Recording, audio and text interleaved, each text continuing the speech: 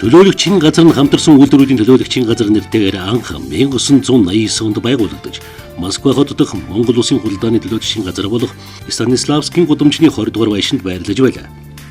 Төлөөлөгчийн газрын анхны даргаар нь дорж гарам томилогдсон 1989-оос 1994 онуудад ажиллаж байлаа.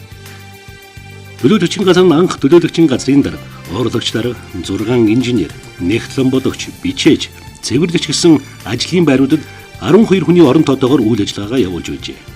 1996-аас 2001 онуудад төлөөлөгчийн газрын даргаар даш томилогдсон ажиллаж байсан ба 1997-оос 1998 онуудад үйлдвэрийн гадаад худалдааны асуудлыг импортын хилцс хариуцсан хангамж худалдааны асуудлыг төвдөн шийдэж эхэлсэн тул 1999 оноос төлөөлөгчийн газрын орон тоог багасгаж 5 орон тоотой болгосон байна. 2003 оны 6 дугаар сард Монгол Орсын хамтарсан уулын баяжуулах Эрдэнэт үйлдвэр нь Эрдэнэт үйлдвэр хязгаарлагдмал хариуцлагатай компани болсноор тус төлөөлөгчийн газар нь Эрдэнэт үйлдвэр хувьцаат компани Москва дахь төлөөлөгчийн газар гэж нэрлэгдэх болсон юм. 1989-оос 2017 оны хүртэл нийт 50 гаруй ажилчид Эрдэнэт үйлдвэрээс томилогдсон ажиллаж, төлөөлөгчийн газрын жиромд заасан үндсэн үйл ажиллагааг амжилттай биелүүлэн үйлдвэрийн үйл ажиллагаанд өөрсдийн тус нэмрээ оруулсаар идэжээ.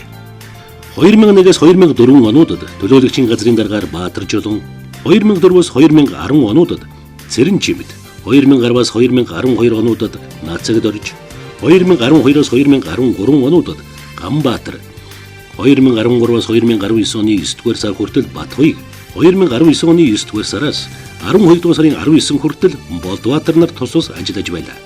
2020 оны 7-р сарын 2-ны өдрөөс төлөөлөгчийн газрын даргын үүрэг гүйцэтгэгчээр од гэрэл ажиллаж байна.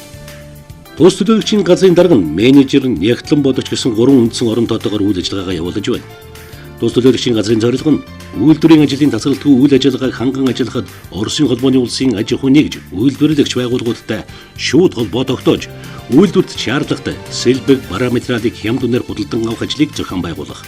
Үйлдвэрийн газрын хөгжлийн бодлогыг хэрэгжүүлэх шаардлагатай шинэ дэвшилтэт технологийн талаарх судалгаа шинжилгээ хийх, мэдээллийн сан үүсгэх, ажил хүчний мэдлэг мэргэжил, дадлаг туршлагыг тогтмол дээшлүүлэх, хөгжүүлэхэд Оросын холбооны улсын ихтэй сургуулиудад технологи, инновацийн төвөдтэй хамтран ажиллах юм.